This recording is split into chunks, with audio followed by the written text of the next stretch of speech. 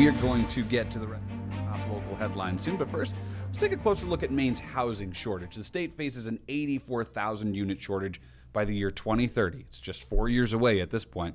Well, the city staff in Rockland are getting creative in how they add 50 units of housing in the city each year.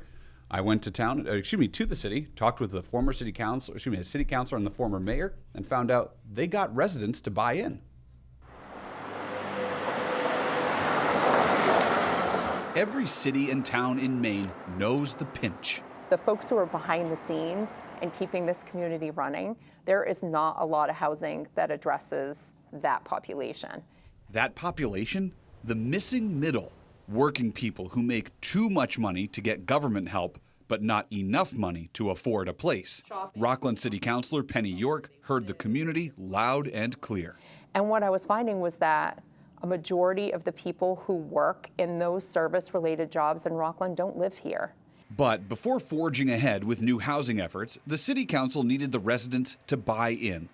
So on the November 2024 ballot, they put forward this advisory question, essentially asking the voters, are you folks in agreement that this is a problem in Rockland that we need to be focusing our energy on?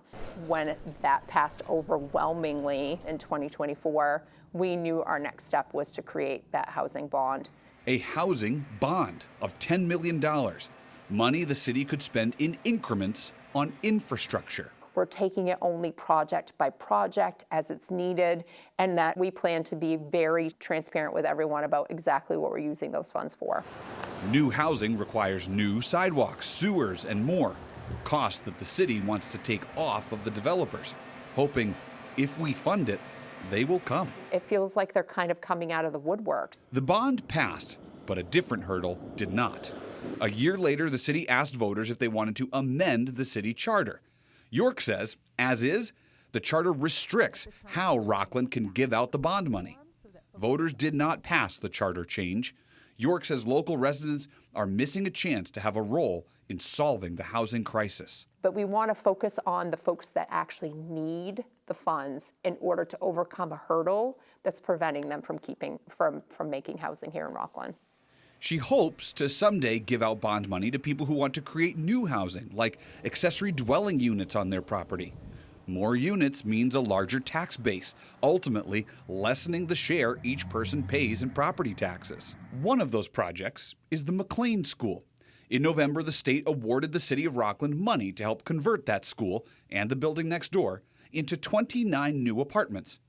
All of these apartments have not only income restrictions, but rent restrictions too, in part due to using low-income housing tax credits to fund about 1/3 of the project. Only people making 60% or less of the area median income can apply. In Rockland, that's a yearly salary of just over $55,000.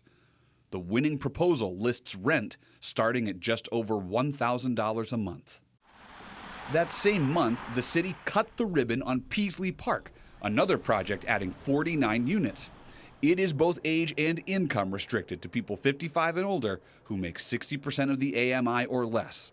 Rents range from $710 to $745 a month. It's all part of the City Council's goal of creating 50 units of housing a year. And so we put it right on our goals as a council that we needed to focus more on housing, and we started talking about that at every single meeting.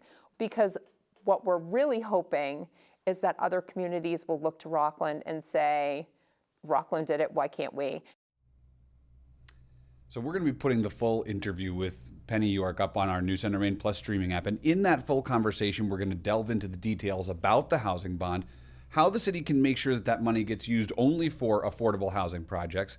And again, that interview is going to be available soon right here on the News Center Maine Plus streaming app.